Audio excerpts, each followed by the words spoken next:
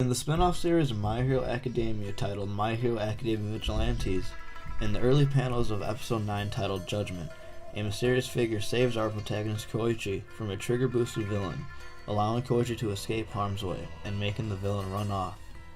Then the masked figure then introduced himself to Koichi as Stendhal, simply just another meddler, just as the crawler.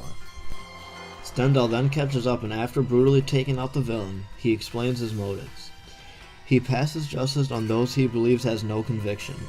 He believes all power should be wielded with conviction.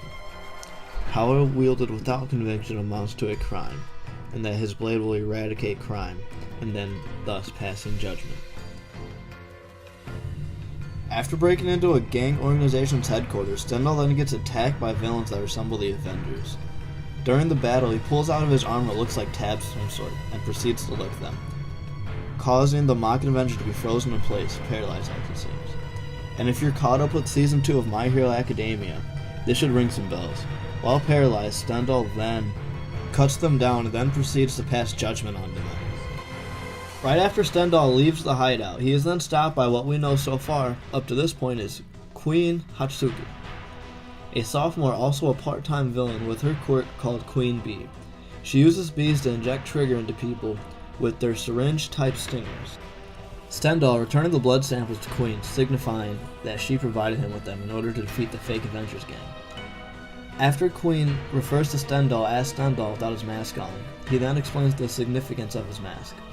When the mask is on, he goes by Stendhal, and that Stendhal has become more than a human, and that without his mask on, he is no longer Stendhal, but no more than an ordinary man who works towards the true heroism, explaining that there is a difference in the two. Stendhal walks a somewhat of a hero/villain path, but his form of vigilantism is different than our protagonist. Stendhal is a killer. Stendhal's way of getting rid of crime is violence, drawing his katana and killing, and calling that his way of passing judgment. As shown in episode 10 titled Scream, when Stendhal is taking on a familiar face who is Soga, again powered up by Trigger. Stendhal was aiming to kill Soga, mistaking him as a villain, slashing Soga with his katana once, then goes for a second attack, but then the crawler comes to his aid and attempts to save Soga by taking him to a crowded street, but ends up getting stabbed by a throwing knife behind his leg, causing him to fall with Soga on top of him. The knife stops the crawler, allowing Stendhal to catch up to them.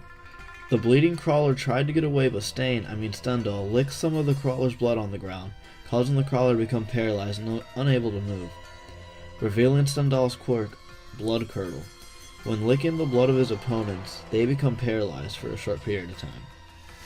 Before Stendhal is about to kill the defenseless crawler and Soga, they end up being saved by none other than Knuckle Duster, janitor of the Fist.